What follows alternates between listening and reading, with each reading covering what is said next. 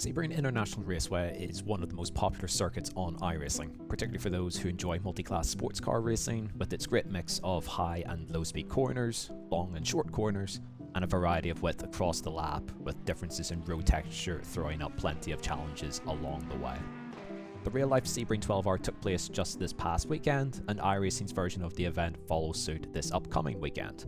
Now, whilst I unfortunately won't be racing this weekend, it is a track that I enjoy not just driving, but also coaching. And it's this circuit above all others that I will select if I have a choice when doing a coaching session, because it offers everything you need aside from elevation changes.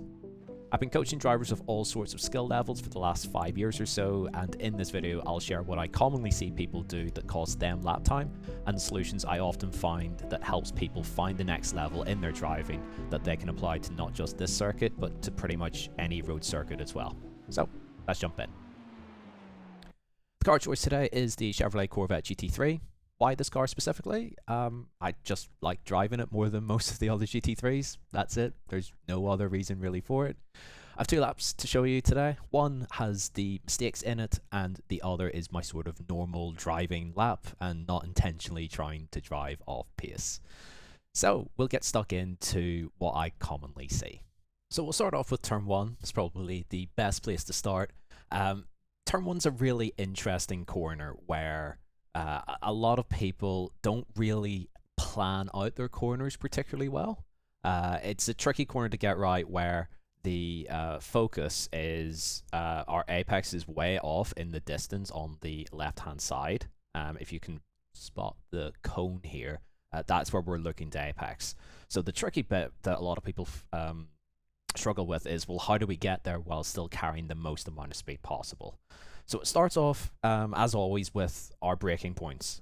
What do we use as a consistent marker for us to, execute this corner efficiently? So in the example that I've got here, the driver, well, it's still me driving it, but there's no confidence and no conviction with the plan. Like, what are we trying to do? Where are we trying to go?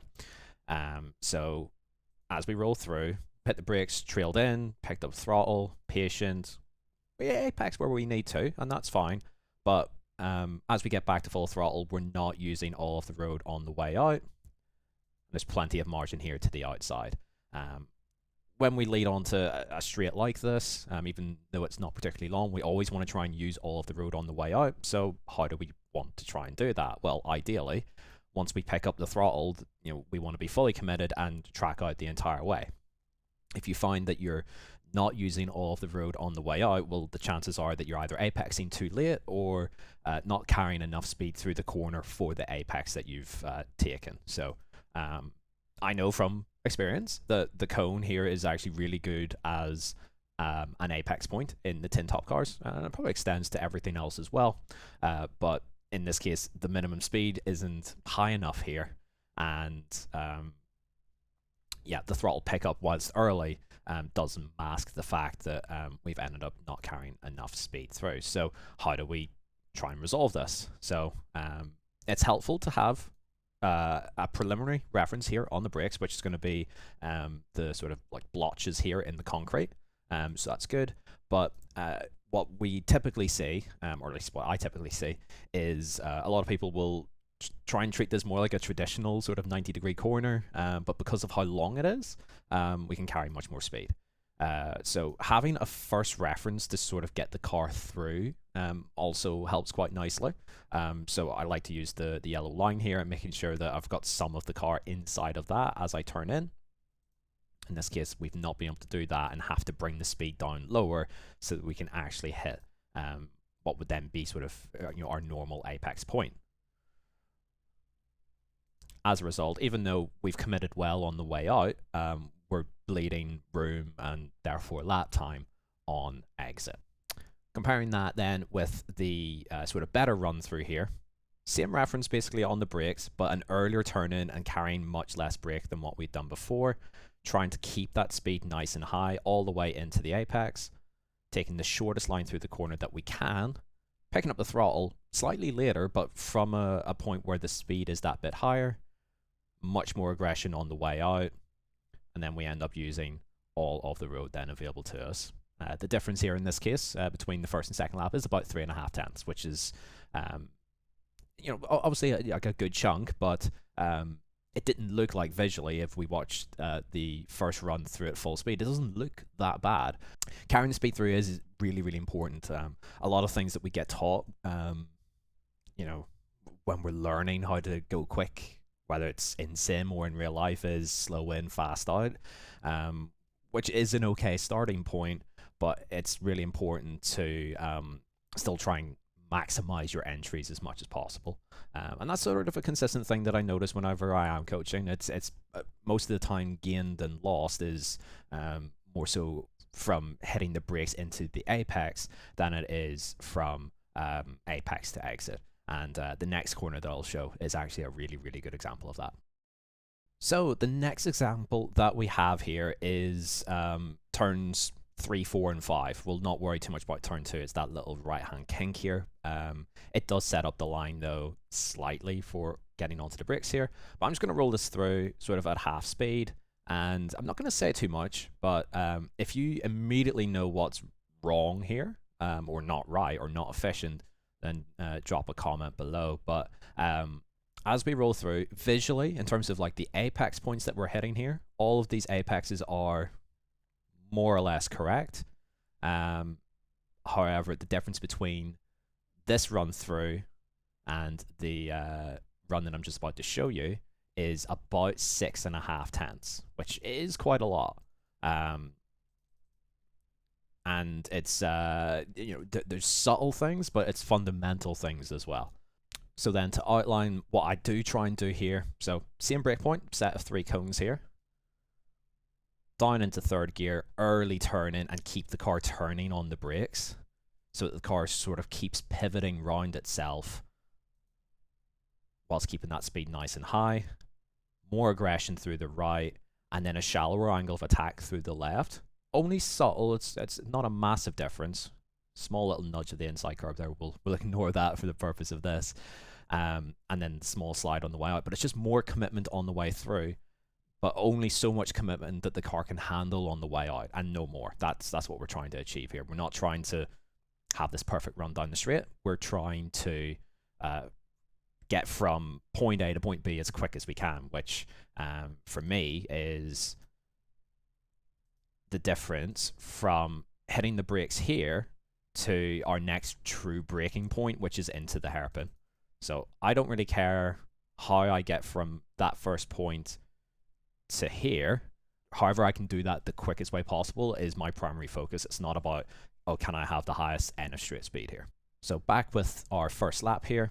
Again, we're hitting the brakes at more or less the right point. Brake trace here looks okay, but there's too much of an emphasis on slowing the car down in a straight line and not enough in carrying the speed through the corner, particularly when we don't have a long straight to lead ourselves onto. This sort of line and approach would make more sense if this was like the final corner at Fuji, for example, where it just leads onto this crazy long back straight and you really, really want to focus on getting that exit spot on. Here, we're going from this apex to right-hander up over the curb here. It's about 100 meters, so we don't need to worry about exit speed here. It's important though to still get the car rotated so we can set up T4, which then sets up T5. So we can't be too crazy here. But the important thing, even though this all still looks pretty okay here, again through 5, it's very easy to feel like, oh well, it leads on to a long straight, so I have to massively back this up so I can get on throttle super early and get this massive run down the straight. But a lot of people will make the mistake of over slowing the car and not then rotating the car efficiently on the brakes. It's all about rotating the car through the corner and getting the car sort of pointed on the way out while still keeping your sort of average speed through the corner as high as you can, rather than trying to just maximize the speed down the straight every time. Visually, this all kind of looks not too bad, but it's a lot of lap time lost. And even though the speed down the straight here is better in this first lap than the second one, the difference in sort of prioritizing the straight versus prioritizing the corner is surprisingly not in the straight's favor in this case. The last section that we'll focus on is Sunset Bend. This is another corner somewhat similar to T1, but again, having a plan in place is really important for each corner that you drive, so you can be consistent. So making sure that you know what you're trying to achieve every single time. So in this case, okay, I may have told the student, okay, the set of 2 cones here is our guide on the brakes, but then I'll not give them any more information. Okay, well, where do we track the car out to in between the 2 corners? Okay, we're trying to figure it out. Okay, yeah, we'll try and turn in here. Apex kind of under the bridge, pick up a bit of throttle. It's uncertainty and hesitation. It's not having a clear plan. Okay, yeah, we're back to the yellow line. That's pretty good. And then on exit, okay, right, we've left a little bit of margin on the table here. We could go wider towards the wall. Okay, so how do we resolve something like this where there's a lot of uncertainty and indecision on the way in? And just making sure that, again, you've got points at which you want to try and get the car through different parts of a corner, and that can apply to pretty much every corner, whether it's a short, sharp, like little kink, like say the kink at Road America, for example. Like, okay, well, give me a spot that I want to drive the right front through, and I'll hopefully then learn on exit, well, was that the right point or not, and adjust accordingly. Yeah, this is a much more complex scenario where we have multiple different references and they only sort of appear after you get through one at a time. So there's like 4 areas that you can kind of look at here. It's like, okay, I need to get my car through these sort of sections without upsetting the balance of the car. And then we get to our exit, we review, okay, well, did we carry enough speed while it's doing that? And then, the next time around, we can adapt and improvise from there. So back then to how I try and get through a corner like this. Again, I'll use the set of 2 cones as my initial guide and reference, making sure that I've loaded the left side wheels here so that I'm not braking and turning quite as much. The car's going to naturally want to come round a little bit. That allows me to brake a little bit straighter. I'll use this yellow line as we first come to it as like a first apex point, and I'll use the white line in the distance here as a like initial track out point. We'll hold the car steady and stable before then committing to a second turn in, almost bleeding out of the brake, trailing the car in, and then trying to find a second apex point, which is going to be where the yellow line sticks out at its widest point. Pick up the throttle on the way through, nice and positive, and attack all the way out. And that's generally how I like to get through the last corner at Sebring. But having that plan in place is important for lawn sweeping corners like that where you can't see the exit as you start. So finding sort of breaking the corner down into little sections, like, okay, well, I want to get the car through here, here, and here, and this is sort of the end result then of what happens then. So that allows my inputs then to look positive. I'm not hesitating here at all, nice and aggressive, and then using pretty much all of the road then on the way out. So most people, once they do enough laps, it becomes sort of second nature, but it's really important early when you're practicing to have a conscious thought process of what am I trying to do through each corner. So making sure that or quickly work out and form a viewpoint of, okay, this is probably the best way to get through this corner.